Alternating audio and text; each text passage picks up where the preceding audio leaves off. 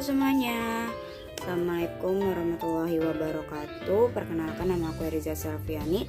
Aku dari kelas MA22C2. Di sini aku mau membahas tentang manajemen pemasaran. Yuk, ikutin pembahasan aku. Oke, yang pertama ada definisi pemasaran.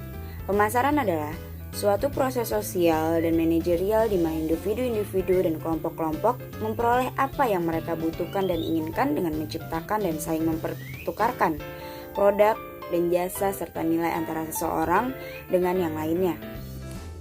Berikutnya ada tujuan pemasaran. Tujuan dari pemasaran adalah menarik pelanggan baru dengan menciptakan suatu produk yang sesuai dengan keinginan konsumen, menjanjikan nilai superior, menetapkan harga menarik, mendistribusikan produk dengan mudah, mempromosikan secara efektif, serta mempertahankan pelanggan yang sudah ada dengan tetap memegang prinsip kepuasan pelanggan. Konsep inti pemasaran. Konsep inti pemasaran meliputi yang pertama itu ada kebutuhan, keinginan dan permintaan, yang kedua ada produk, yang ketiga ada nilai, biaya dan kepuasan, yang keempat ada pertukaran dan transaksi, yang kelima ada pasar, yang keenam ada hubungan dan jaringan, yang ketujuh ada pemasar dan calon pembeli. Berikut ini adalah urutan konsep inti pemasaran. Oke, sekarang kita masuk ke pembahasan manajemen pemasaran. Manajemen pemasaran berasal dari dua kata, yaitu manajemen dan pemasaran. Manajemen adalah proses perencanaan, pengorganisasian, penggerakan, pengarahan, dan pengawasan. Sedangkan Pemasaran adalah analisis, perencanaan, dan implementasi dan pengendalian dari program-program yang dirancang untuk menciptakan, membangun, dan memelihara pertukaran yang menguntungkan dengan pembeli sasaran untuk mencapai tujuan perusahaan. Manajemen pemasaran adalah suatu usaha untuk merencanakan, mengimplementasikan yang terdiri dari kegiatan mengorganisasikan, mengarahkan, mengkoordinir, serta mengawasi atau mengendalikan kegiatan pemasaran dalam suatu organisasi agar tercapai tujuan organisasi secara efisien dan efektif. Apa sih fungsi dari manajemen pemasaran? Ini dia. Dalam fungsi manajemen pemasaran, ada kegiatan menganalisis, yaitu analisis yang dilakukan untuk mengetahui pasar dan lingkungan pemasarannya. Sehingga saat diproses, seberapa besar peluang untuk merebut pasar dan seberapa besar ancaman yang harus dihadapi. Ini dia. Fungsi manajemen pemasaran. Di sini aku ada gambaran analisisnya.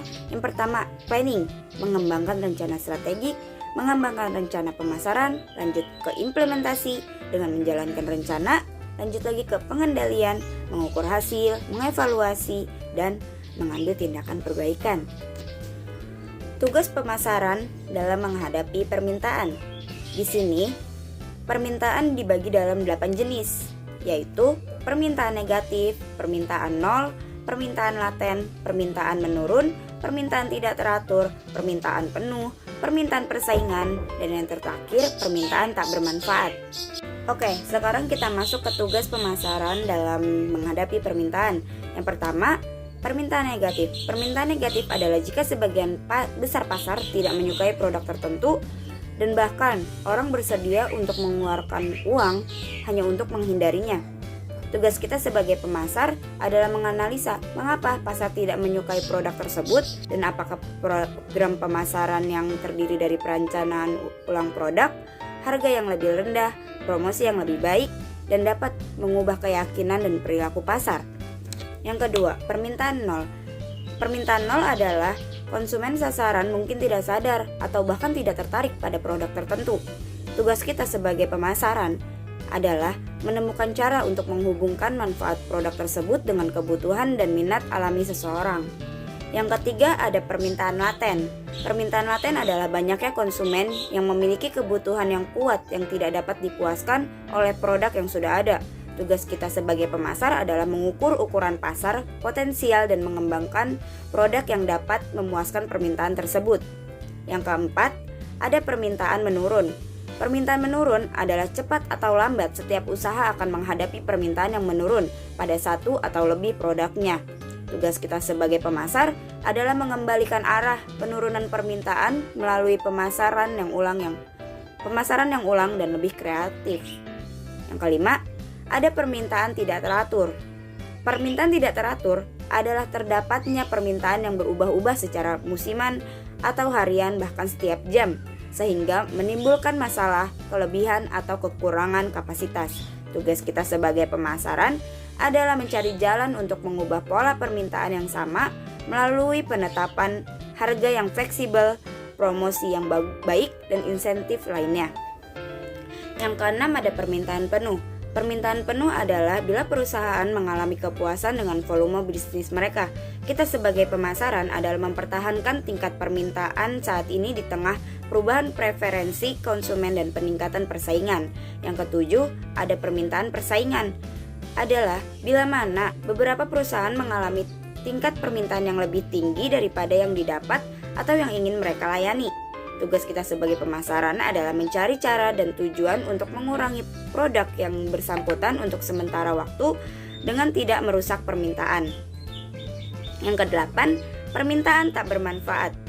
Permintaan tak bermanfaat adalah produk yang bermanfaat akan mengundang usaha yang terorganisir untuk mengurangi konsumsinya. Tugas kita sebagai pemasaran adalah merangkul orang-orang yang menyukai produk yang tak bermanfaat agar menghentikannya.